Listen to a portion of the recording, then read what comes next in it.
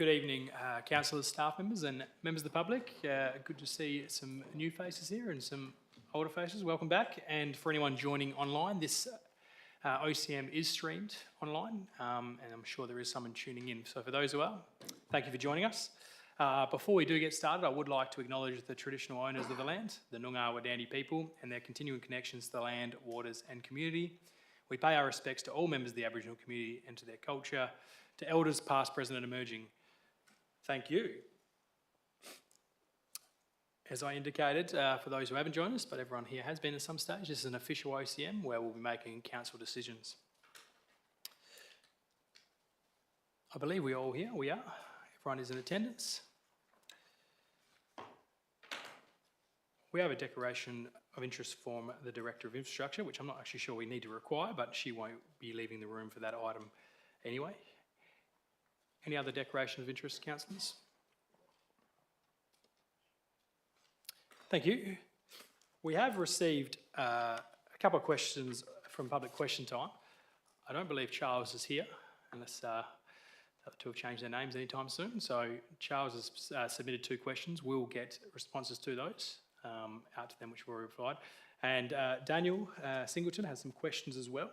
Please come join us, Daniel. Mayor, CEO, councillors. Obviously, my name's Daniel Singleton. You guys have seen me before here in front of the podium, and I bring questions from the general community towards you guys on a regular basis.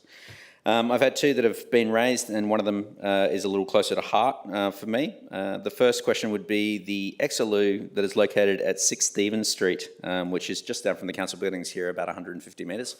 They were installed in 2007. While they are still technically functioning, they have seen better days with tiles now missing, there's graffiti in them, the electronic doors don't work anymore, music's gone, you have to now manually lock them and shut the doors by hand. When I attended them last week, you couldn't even get the door shut because someone had bent it together. This is in the heart of our centre of our city. So my question directly is that according to WC Innovations, who are the Exeloo dealers and the ones that actually installed it in the first place, they said it was about a 10-year shelf life for that particular style of model. Being 2007, they are well past their lifespan. And I was wondering what plans are in place to repair, retrofit or make this facility good again. Thanks, Daniel. I'll get both your questions. Yep. Second question was, and this is obviously before this council's time, but it does relative back to now items that are coming up with things like surf reefs and stuff that we're now looking at and as the public. In 2019, the city contributed funds towards the Airwave Inflatable Reef project.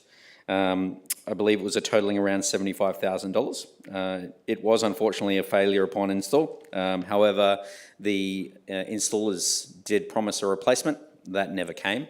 And the original idea and the revised concepts were also both abandoned. And as far as I know, Airwave is now no longer an actual item.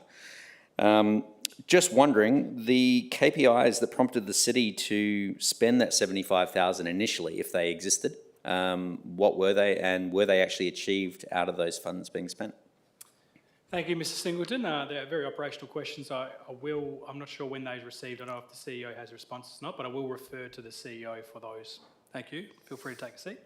Thank you, Mayor. I do have some responses, certainly in relation to question 1, but probably question 2 we don't have a response, Mayor. So it may be better if we take both of them on notice and provide an appropriate response. Sure.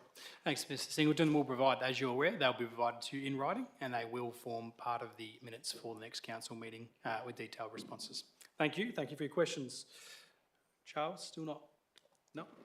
Very good. And Charles, if you happen to be watching online, we'll provide detailed responses to your questions too. Thank you. Confirmation of the previous minutes. Is somebody happy to move that they are true? Thank you, Councillor Quain. Seconded by Councillor Steele. I'll put those minutes. Those in favour? That is carried unanimously. Thank you. And councillors, we do also have the confirmation from the, that's the next item. We have the policy, the policy committee minutes there as well. Somebody happy to move those? Councillor Kozisek, second by Councillor Steele. I'll put those. Those in favour, please indicate. Those against, that's 1 against. Thank you. And the minutes from the special council meeting also on the 29th of July. Is somebody happy to move that they are true reflection? Thank you, Councillor Steele. Second by Councillor Shell. Put that. Those in favour, please indicate. Those against, that's carried. Thank you. From what I understand, we haven't received any petitions, councillors. Thank you. And there's no presentations or deputations for tonight's meeting. Dealing with the agenda for this evening, councillors, working through the report currently coming out for discussion is item 10.17, which requires an absolute majority, 10.34, which we need to appoint some delegates, 10.35, which is an executive and working group recommendation in that, and 10.51, which also requires an absolute majority. And of course, we'll be dealing with the item 15, the confidential item, separately as well. Any other items to come out for discussion, councillors? Councillor Steck?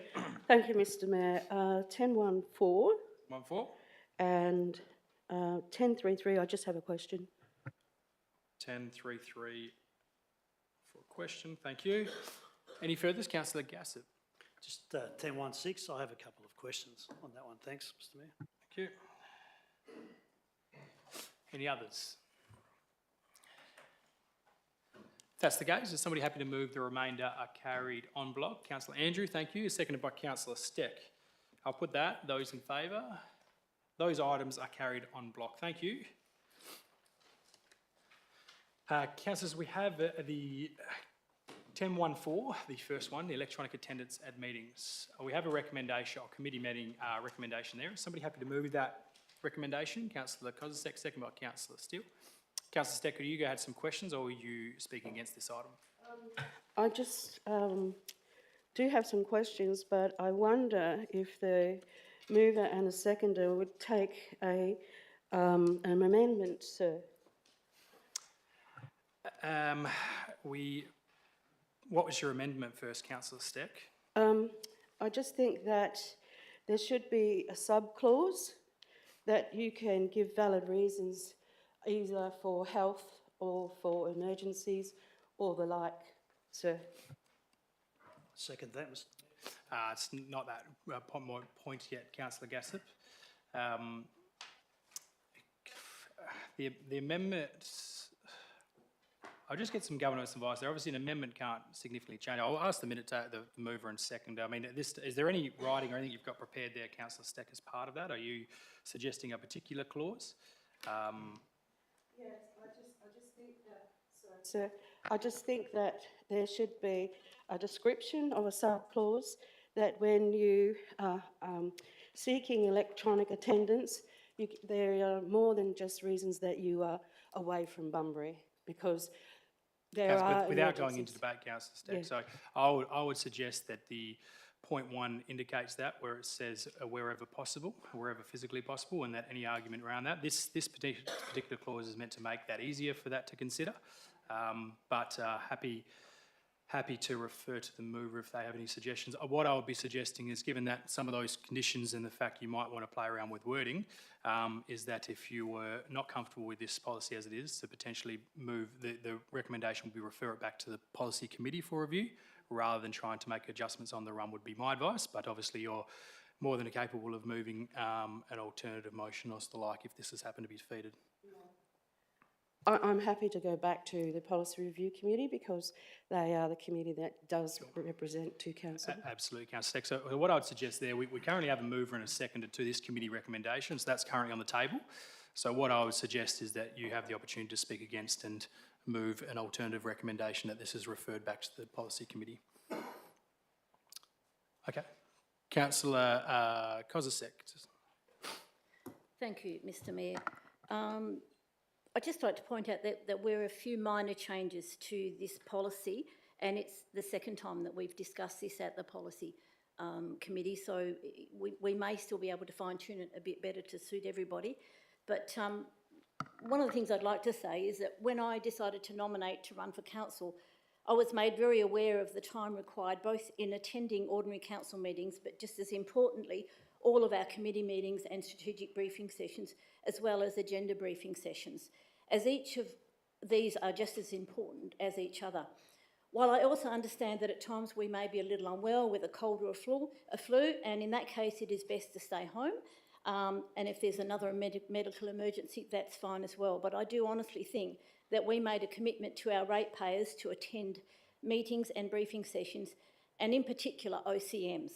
Yes, it can be time consuming, but we signed up for that. Attending electronically has its uses, but it is not as effective as sitting in the room with the other councillors having open and honest discussion regarding the future of our community. And I think it's really important that we bear that in mind. When we run for council, this is what we decide we're going to do. And yes, it takes time, but we commit to that for our ratepayers. Thank you. Thank you. Councillor Steele? I can only reiterate what Councillor Kozsek said so eloquently, and I think that as Councillor Kozsek said, this has already been to our policy and it's come back for more tweaks. I think this makes it much more lenient and more able for people to put in their request to do it from wherever they may be, and I do think that it does also say as wherever possible, to attend meetings wherever possible, which is that new green one that's up the top. So if you are sick, I'm sure that those things will be, it doesn't have to, I don't think, be written in there, but it can be saying, so if you do have COVID or you are, with a flu or something, that clause there gives us much more, it's more generalised that we can give you that option to be from home. Thank you. Speaker against? Councillor Gassett? Speaking against, Mr Mayor, not because I don't support the changes, but it's an opportunity to speak and see if the council would support going a little bit further, if I can explain why. The regulations are what we are governed by, and the policy is actually a guide. It's not law. It can't be enforced. What can be enforced is the law, Section 14C and 14CA. Now, what I am going to say is I'm very pleased that this is heading in the right direction. When I read this, I was extremely pleased that it's going in the right direction, because we've tested it out and there's been some teething problems. One is in terms of publishing the address of wherever an elected member may be attending from online. It is not in the Act. The Act says the council or the mayor should be satisfied that the address is okay, but it doesn't say that the address be published. It may be somewhere else in the Act, I haven't found it. For some people, it could be a security reason. And we've had examples in Harvey. Just point of order. I cannot see in this policy that says we're going to be printing the addresses. Have I missed something? Yeah, it's not outlined in the policy. I think Councillor Gassett is referring to electronic attendance, and previously we've raised that as a position to have a person's location so council can make a determination on whether or not that is a safe and secure place. I think Councillor Gassett is probably indicating his position on where that may be, but it's been, from my understanding, just been a position that we've raised. So I'll allow it to continue. Thanks, Councillor Gassett. Thank you, Mr Mayor. Yeah, Section 1.6, it says that the request must identify the location. It doesn't say they actually should be published, but has been published in the past. So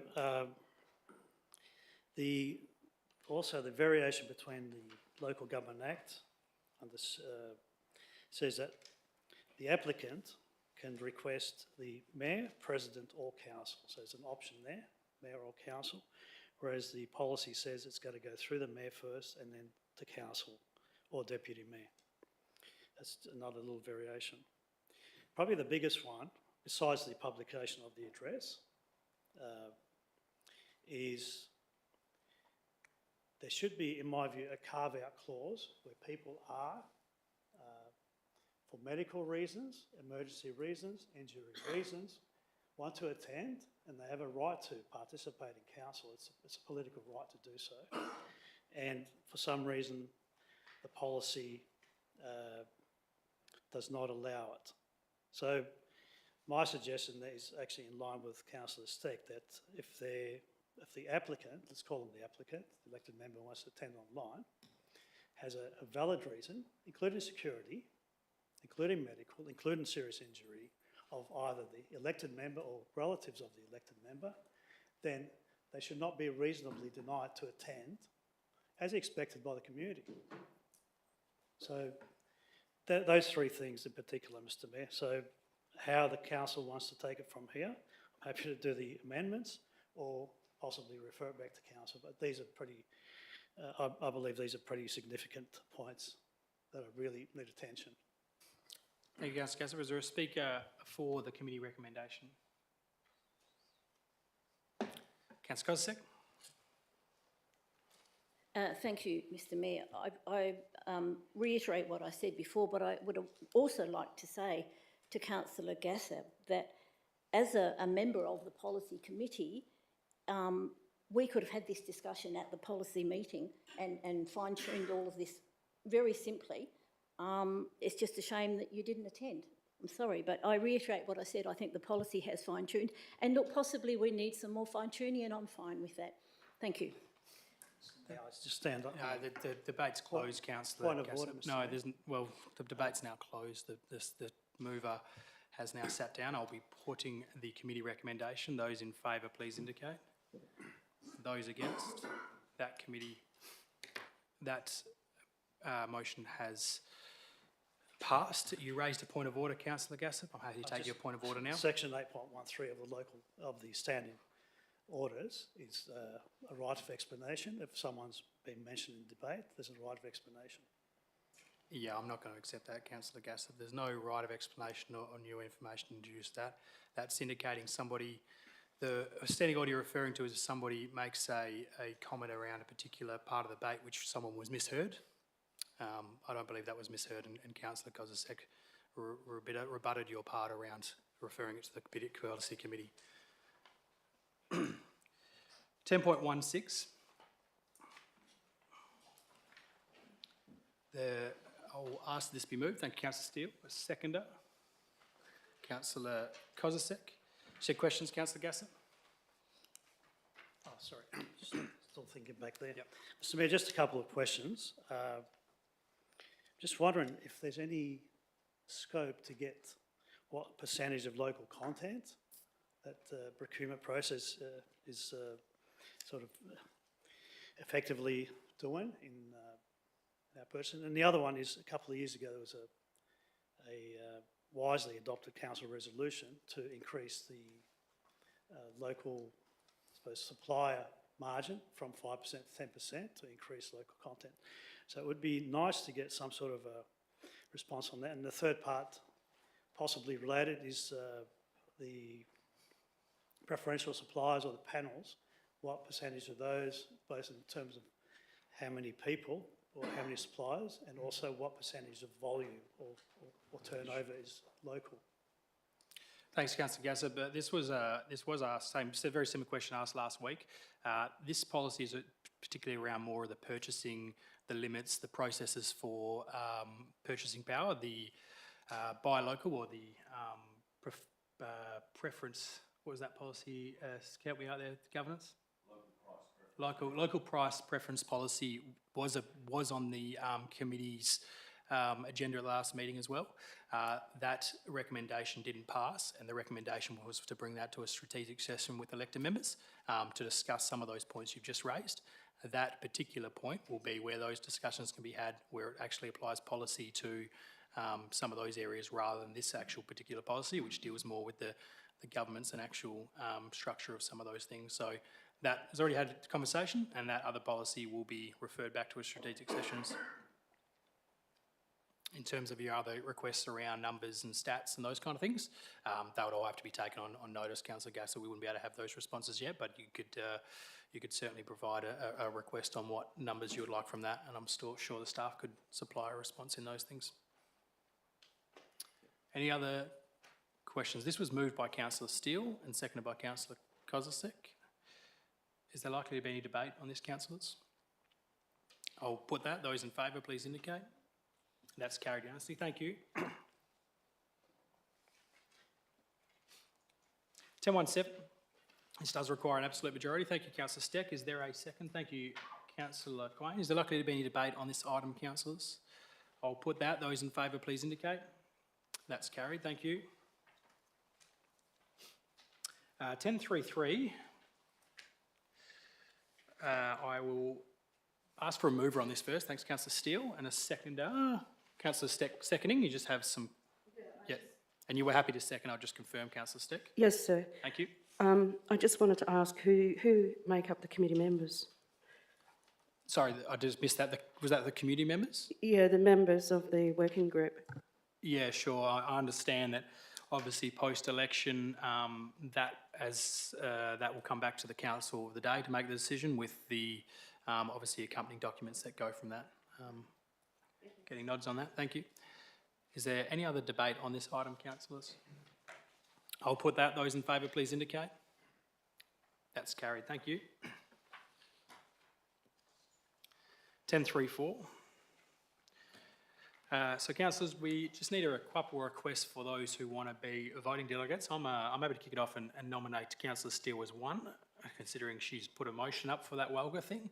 If you're happy to accept that nomination, Councillor Steele. Is there another person who would like to be a voting delegate? Yes, sir. Councillor Steck will be a voting delegate. And a proxy, Councillor Kozisek. Is there likely to be anyone who wants to challenge any of those positions? Councillors, and if you are planning on attending WALGA, if you haven't already, please let Dee know. So those two amounts there, thank you, Minutaker, as Steele and Steck. And who did I miss? Kozisek, thank you, as the proxy, thank you. Somebody happy to move those? Councillor Ramesh, Councillor Andrew. Sorry, Councillor Ramesh moved, correct? And Councillor Andrew second, thank you. Is there likely to be any debate on this particular item? Thank you, I'll put that. Those in favour? That's carried, thank you. 10.3.5, councillors. We do have an executive recommendation and an advisory group recommendation. Given the executive recommendation notes those advisory group recommendations, I'm wondering if somebody's prepared to move the executive recommendation. Councillor Kozisek, seconded by Councillor Smith. Is there likely to be any debate on this one? Yes, Councillor sir. Steck, you will be, thank you. Councillor Kozisek. Thank you, Mr Mayor. Firstly, I would like to start out by commending the staff, in particular Karen, Director Strachan, and Georgia May, and all the staff involved in that. They have worked very, very diligently in this group to get things moving, and the pace that we moved at in the last few months, I think, has been astronomical. Really, really pleased with it. I'd also like to point out that Michael Bianco has been instrumental in leading the group along, showing us how other galleries work and what aspects of these galleries we should take note of. In particular, and those that went on this visit to the Perth Art Gallery, AGWA, for me it was an eye-opener and absolutely inspirational.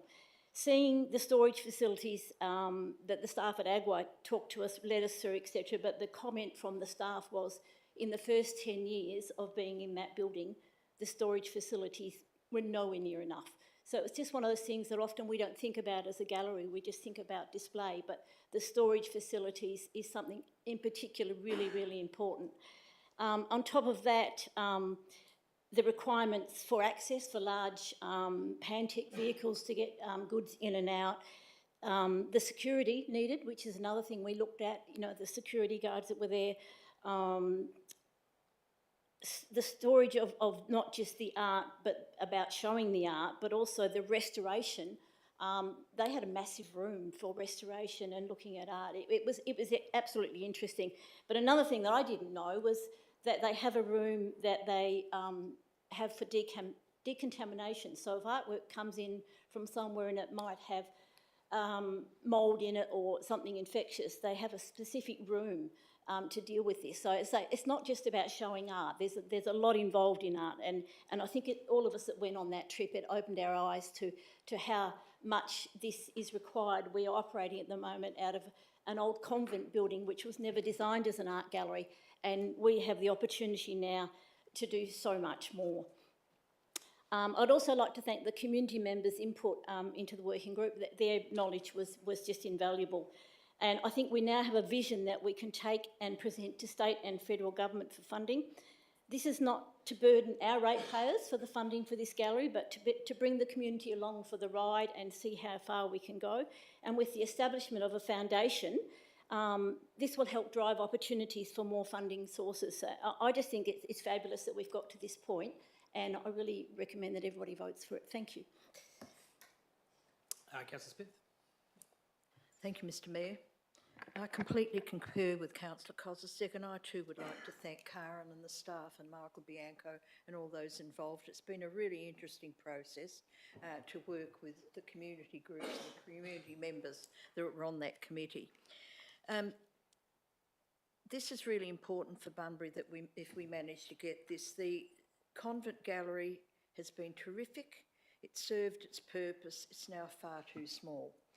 A couple of weeks ago, we had the pleasure of speaking to a fairly distinguished professor from UWA, and I was talking to him about the Howard Taylor out the front. He didn't know we had that.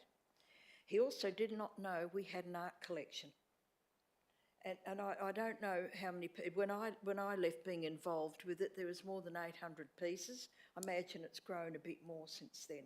So we need somewhere not only to show that marvellous collection, which is probably one of the better regional collections in the country. And it's not shown because there simply isn't the space. And Councillor Kozisek was right. A gallery doesn't also mean just exhibition spaces. It means conservation. It means all of those things. So their industries are on their own regard. So it's a really important thing for Bunbury. It's time now that we said bye-bye to our beloved pink building, because it really was a catalyst for showing the arts in Bunbury and regional areas. When I was first involved, and I was a pretty young person too, the collection was kept in a broom cupboard, and I've told the Mayor this heaps of times, along with the cleaning fluids, the brooms and everything else. And once someone stole a Charles Blackman out of that storage, never to be seen again. So it wasn't adequate, but the powers that be at the time, but it was the community that pushed for the gallery.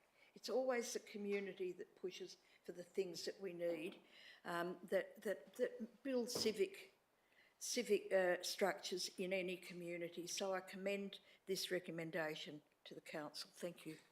Thank you, Councillor Deputy Mayor Smith. Councillor Steck. Thank you, Mr Mayor. I concur with all the points thus far, and I've never ever said that I still support the old pink building. It has had its use by date many, many years ago. That's not in dispute.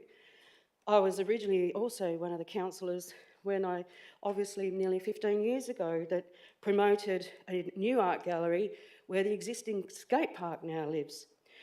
So I'm all for a new gallery. I'm saying I don't support Bicentennial Square.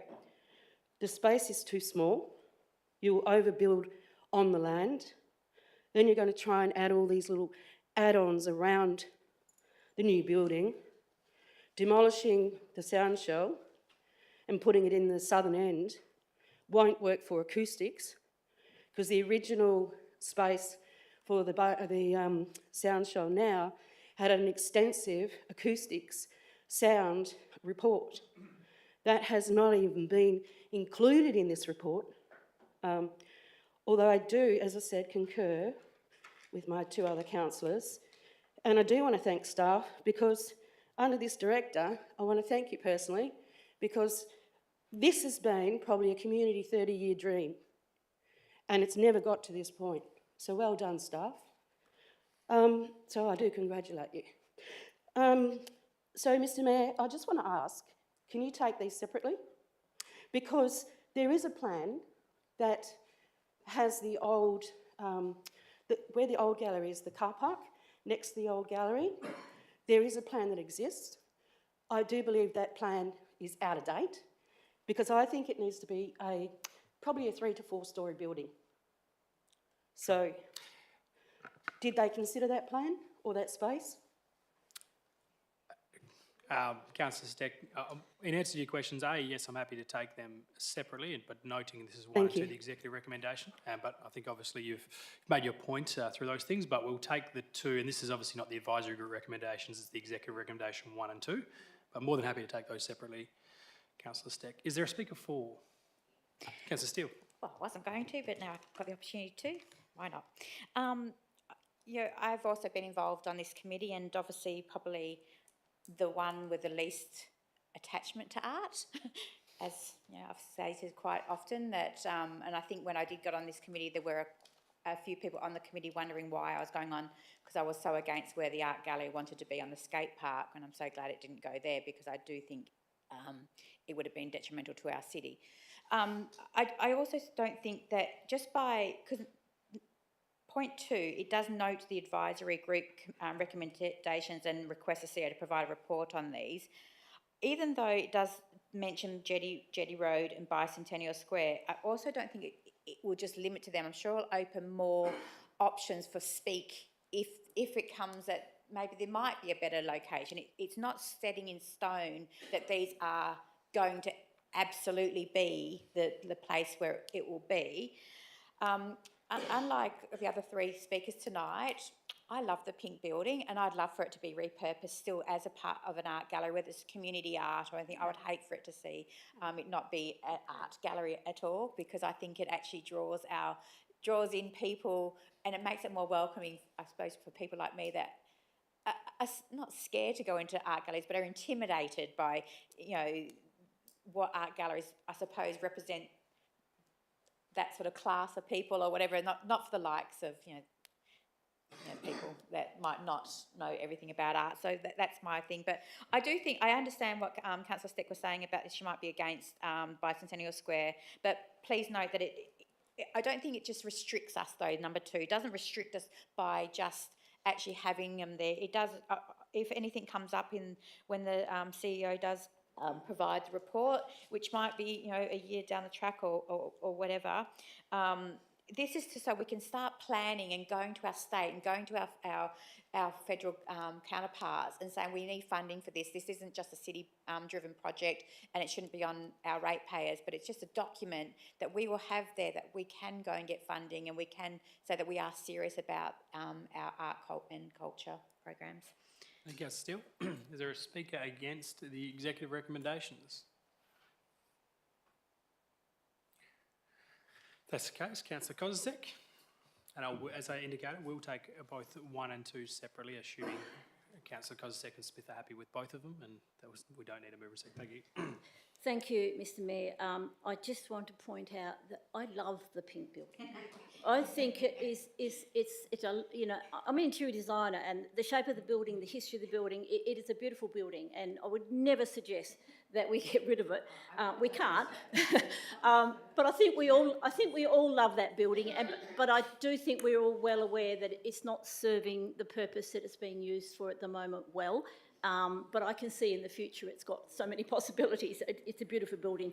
And I'd also, in answer to Councillor Steck's, I think we initially looked at up to 20 sites with the whole committee. We had a whole list of sites to run through, the size, the access. There were so many things that we looked at. And I do believe that site that you're talking about was one of them. But as Councillor Steele has said, nothing's locked in. We're just hoping that this document is enough for us to take it to state and federal government and get some funding and get some progress, so we're not still here in 10 years' time talking about it, that we actually have some action. So thank you. Thank you. We'll put item 1 first. Those in favour, please indicate. Those against, that's 2 against item 1, and that 1 is carried. And then point 2, noting the advisory recommendations, I'll put point 2, those in favour, those against, that's 1 against. So that executive recommendation is carried. Thank you, councillors. And we move now to item 10.5.1. Now, this does require an absolute majority. It does also have a confidential report, so if anyone has any questions behind that, we will have to move behind closed doors. But I'll get it on the table first. Is somebody happy to move the executive recommendation? Councillor Steele and Councillor Quain. Is there likely to be any debate on this particular item? I'll put that. Are those in favour, please indicate. That's carried unanimously. Thank you. Councillors, we have a confidential item to deal with at item 15. I'll move that. I'll ask if somebody's happy to move that we move behind closed doors. on this so item. sorry. Councillor Andrew and seconded by Councillor Steck. I'll put that. Those in favour, please indicate. That's carried. Thank you. For the members of the public, we have this confidential item to deal with. We will read any recommendation made. We'll finish, and I'll probably ask staff to go too. Thank you.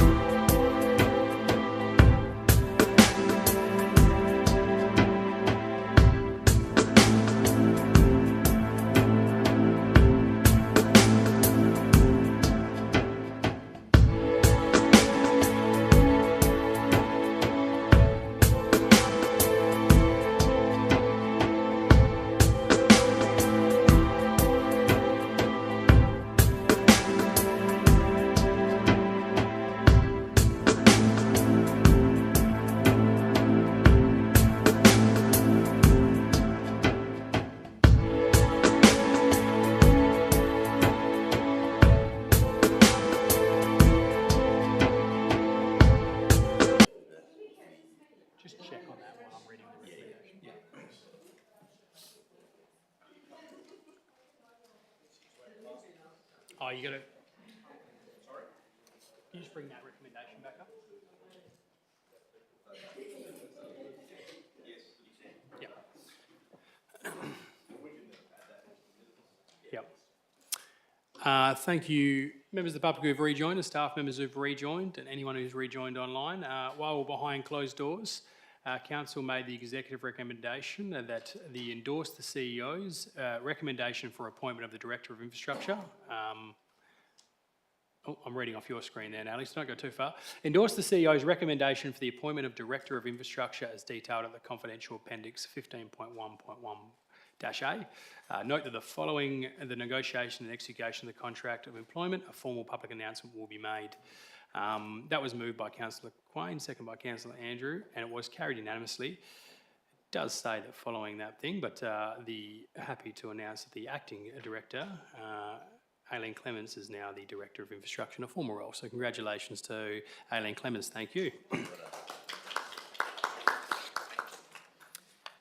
Thank you, councillors. That does bring us to a close of the meeting. Thank you for everyone who joined. I declare this meeting closed at 6:09. Have a good rest of the evening. Thank you.